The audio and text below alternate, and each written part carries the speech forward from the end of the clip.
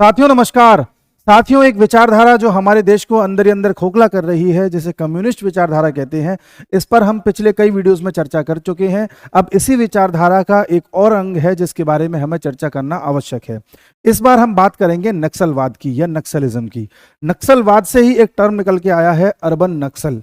ये शब्द कई बार फिल्मी डायरेक्टर द्वारा, जैसे विवेक अग्निहोत्री जी द्वारा कोट किया गया। उन्होंने किताब छापी थी इस नाम से। कई बार इस टर्म की चर्चा पार्लियामेंट में भी हुई है। कई बार इस टर्म के ऊपर पेपर्स भी लिखे गए हैं।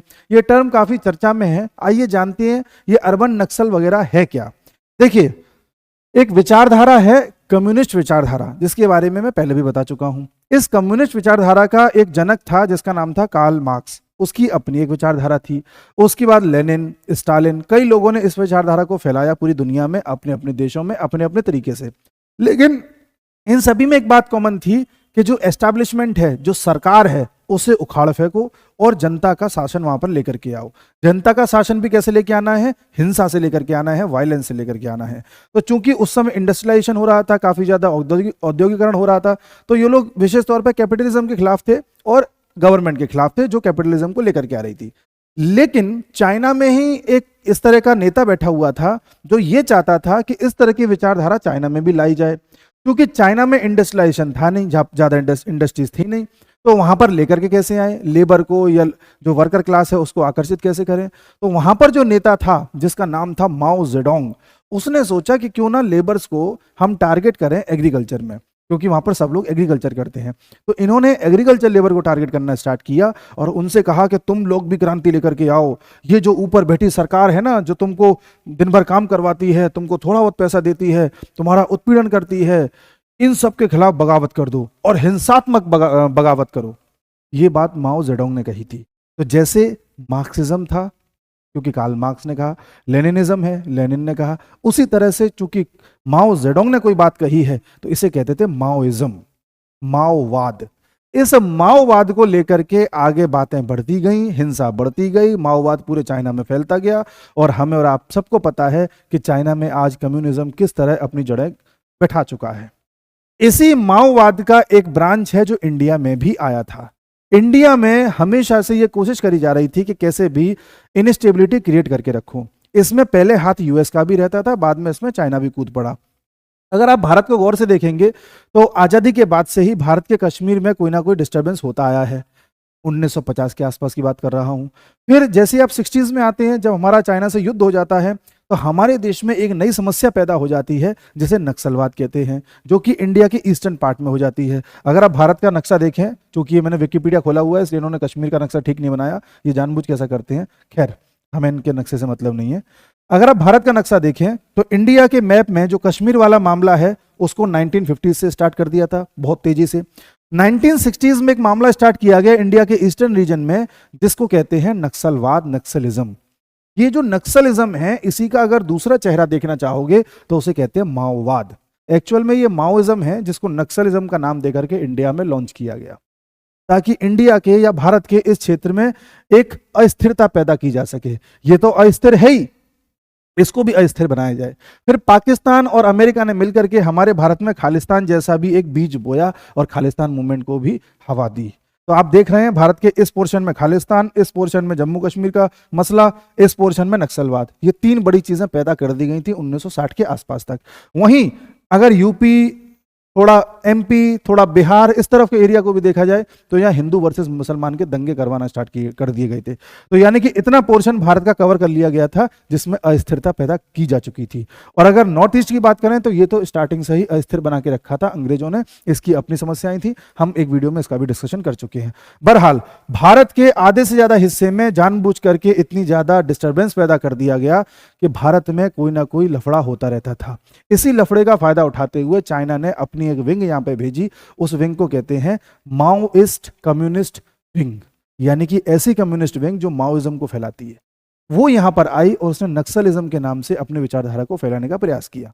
इन लोगों ने सोचा कि नक्सलवाद फैलाएं कैसे। तो नक्सलवाद फैलाने के लिए ध्यान रखना, कभी भी नक्सलवाद फैलाना हो या धर्म के नाम पे लड़वाना हो या किसी और बात पे अस्थिरता पैदा करनी हो तो जो ये आइडियोलॉजीज वाले लोग होते हैं ये हमेशा ऐसे लोगों को टारगेट करते हैं जो या तो गरीब लोग होते हैं या समाज में किसी तरह से उनके साथ कुछ भेदभाव किया जा रहा होता है या ऐसी जगहों पर रह रहे होते हैं जहां तक सरकार आसानी से ना पहुंच सके।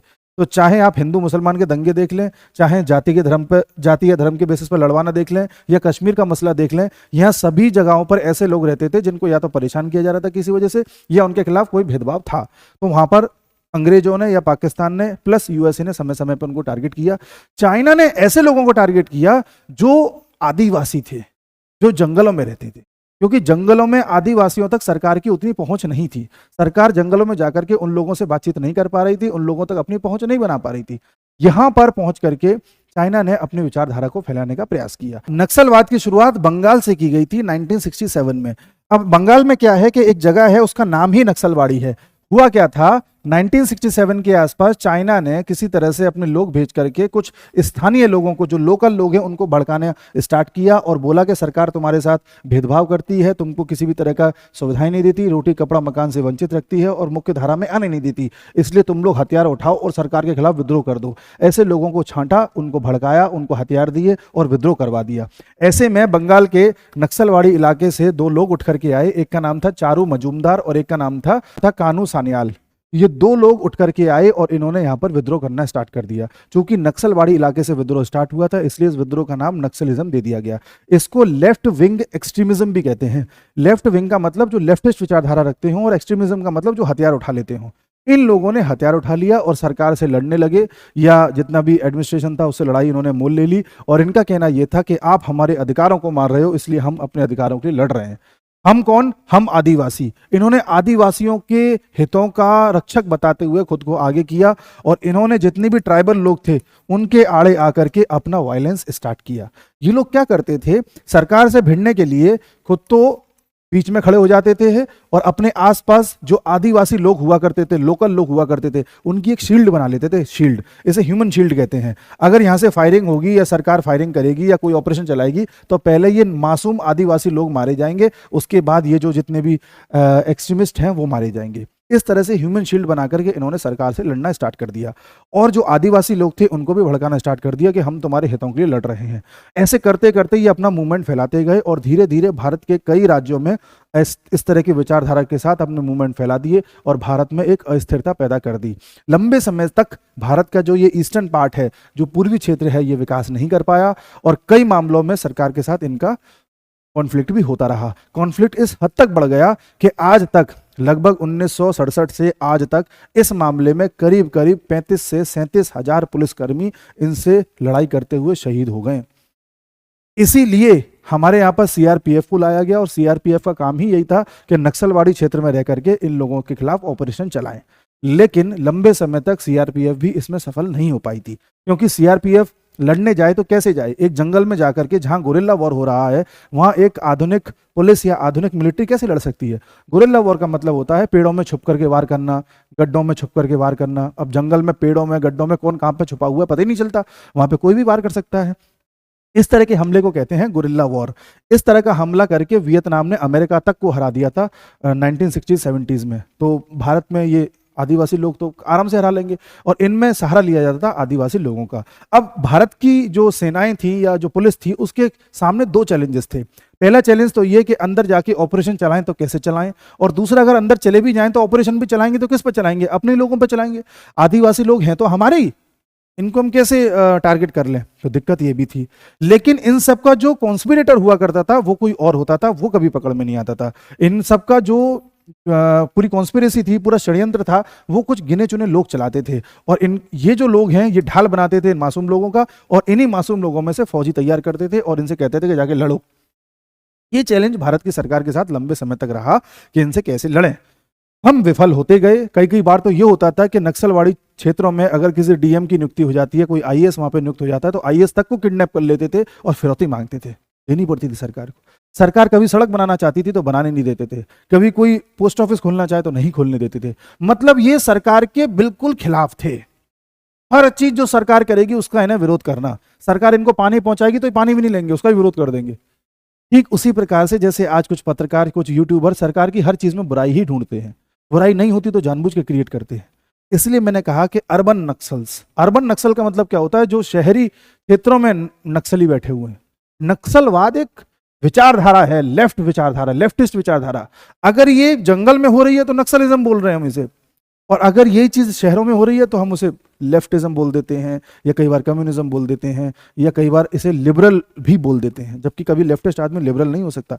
ये दोनों ही वर्ड कॉन्ट्रडिक्टरी है। खैर, जिस तरह से आजकल कुछ रिपोर्टर्स वगैरह अपनी एक पूरी टोली लेकर के सरकार को गाली देने में लगे रहते हैं सुबह से लेकर शाम तक, उसी प्रकार से इन लोगों का भी एक पूरा फॉलोअप होता था कि हमें सरकार के बारे में हर चीज़ नेगेटिव ही करनी है, सरकार को उखाड़ के ही फेंकना है। कम्युनिस्ट विचारधारा का जो मेन थीम है वो है ही ये कि हमें एस्टैब्लिशमेंट को उखाड़ के फेंक देना है।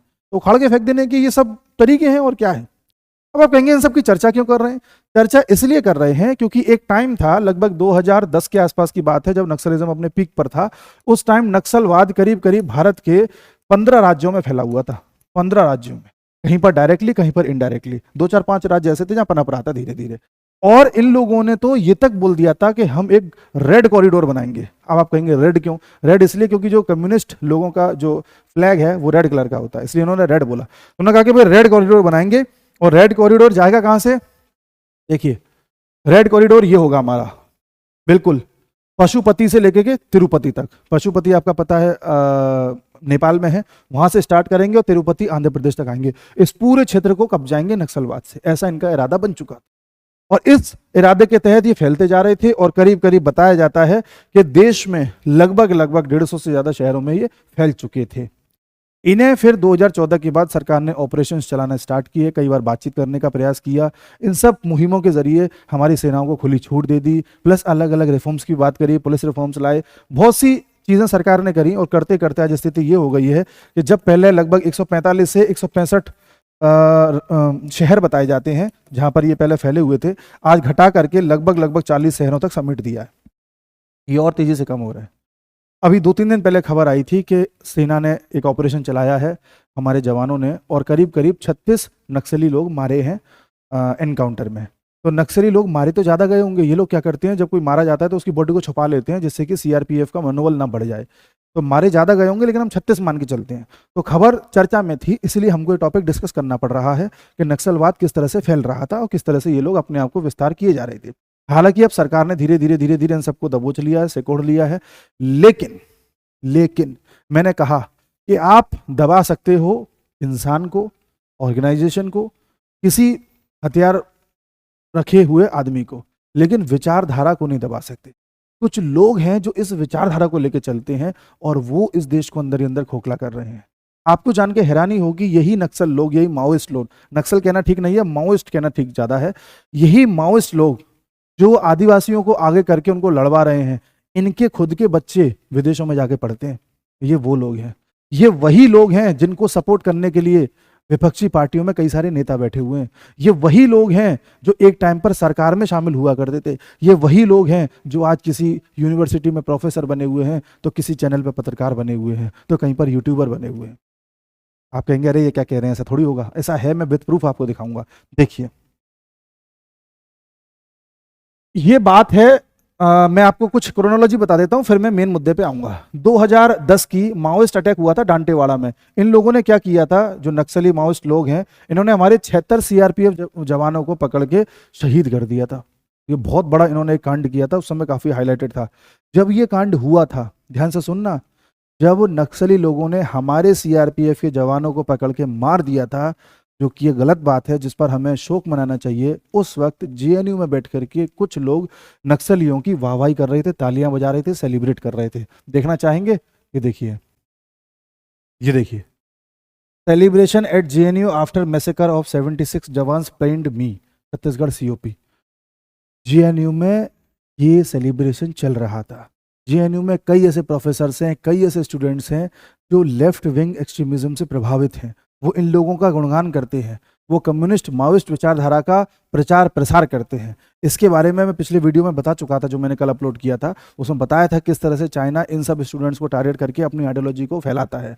इसी प्रकार से कई और भी चीजें देखने को आपको मिलेंगी। कई ऐसे लोग हैं जो इसमें शामिल हुआ करते थे। जैसे एक व्यक्ति था, इसका नाम है विनायक सेन। विनायक सेन एक वो आदमी है जो कांग्रेस की प्लानिंग कमेटी में शामिल हुआ करता था जब कांग्रेस की सरकार हुआ करती थी 2004 से लेकर 2014 तक। इस इंसान पर इस बात के आरोप लगे थे, आरोप क्या सिद्ध भी हुए थे कि नक्सलियों के साथ मिला हुआ है। इसे कोर्ट ने सजा भी दी थी, उम्र कैद की सजा दे रखी है कोर्ट ने इसे, क्योंकि ये ऐसे लोगों के साथ शामिल था जिन्होंने हमारे जवानों को मारा मिल करके। ये आदमी हमारी सरकार का भी एक अंग में हिस्सा हुआ करता था। आप कहेंगे चलिए ठीक है और बताइए। देखिए इसमें भी हैरान कर देने वाली, विनायक सेन वो आदमी था जिसे कोर्ट ने 2009 के आसपास कुछ समय के लिए बेल दे दी थी। फिर एक केस और चल रहा था, उस केस में से सजा हुई, उसे उसमें भी फिर से बेल मिल गई और ये तब से बेल पर बाहर था।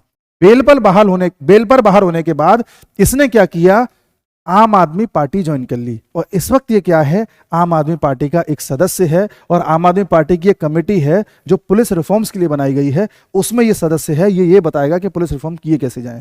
अगर आपको देखना है तो आप देख सकते हैं, पहली ही पैराग्राफ में है, he was subsequently granted bail by Supreme Court of India on appeal. इसे बेल दी गई थी, क्यों दी गई थी कोर्ट ने भी नहीं बताया। He is the member of the policy group for police reforms of आम आदमी पार्टी। ऐसा आदमी जो एक नक्सली लोगों से मिला हुआ है, इस पर नक्सलवाद के आरोप हैं, इसके पर आरोप हैं कि इसने हमारे नक्सली ऑपरेशंस को विफल करवाया है, वो आदमी आम आदमी पार्टी का सदस्य है। मैं पिछले वीडियोस में बता चुका हूं कि आम आदमी पार्टी कम्युनिस्ट लोगों का एक तरीके से हथियार है। आम आदमी पार्टी के जरिए कम्युनिस्ट लोग अपनी विचारधारा फैलाना चाहते हैं। आतिशी मालेना के बारे में बता चुका हूँ, केजरीवाल के बारे में बता चुका हूँ, और उसी का हिस्सा है ये। और इन सब के तार जोड़ते हैं कहीं ना कहीं वर्ल्ड वाइड कम्युनिस्ट ग्रुप से। चलिए साहब, इसके अलावा अच्छा, ये नक्सली लोग जब अपनी पूरी विचारधारा फैला रहे थे, लोगों को शील्ड बना करके लड़वा रहे थे, तब कई बार ऐसा भी हुआ कि आदिवासियों को ये लग गया कि ये हमारा फायदा उठा रहे हैं, तो उन्होंने वहां से बच करके सरकार की सहायता करने की कोशिश करी या बाहर पढ़ाई लिखाई करने की कोशिश करी, इन लोगों के जाल से बाहर आने की कोशिश करी। तो इन लोगों ने उसको वहां से पकड़ करके, एक लड़की थी जो इनके बीच से निकल के गई थी और जाकर के अपना पढ़ाई लिखाई कर रही थी, उसे वापस बुलवाया, उसे मार दिया, मार करके पेड़ पे लटका दिया था ताकि बाकी लोग भी देखें कि हमको छोड़ के नहीं जा सकते आप। ऐसे लोग हैं ये हमारे जवानों की हत्या भी करते थे। तो इस तरीके से करते थे कि मारने के बाद पेट को चीरते थे, उसके अंदर विस्फोट रख देते थे, फिर पेट को सिल देते थे, जिससे कि अगर उसे आप अस्पताल लेके जाओगे या आप उसकी जांच कराने के लिए लेके जाओगे तो वहां पर बम फट जाए और 10 लोग मर जाए। इस बेरहमी के साथ इन्होंने हमारे जवानों के साथ सलूक किया है। और इन लोगों का सपोर्ट करने के लिए जेएनयू में बैठे हुए हैं, इन लोगों का सपोर्ट करने के लिए पत्रकार बैठे हुए हैं, इन लोगों का सपोर्ट करने के लिए नेता लोग बैठे हुए हैं और ऐसी पार्टियां बैठी हुई हैं। और इतना ही नहीं, इनके खिलाफ तो आदिवासी लोगों ने खुद एक मुहिम छेड़ी थी। उसका नाम अगर देखेंगे तो सलवा जुदूम एक ऑपरेशन है जो वहां के लोकल लोगों ने इन माउस लोगों के खिलाफ चलाया था कि हमारा इस्तेमाल करते हैं और हमसे पैसा वसूलते हैं और हमको हमारा उत्पीड़न करते हैं।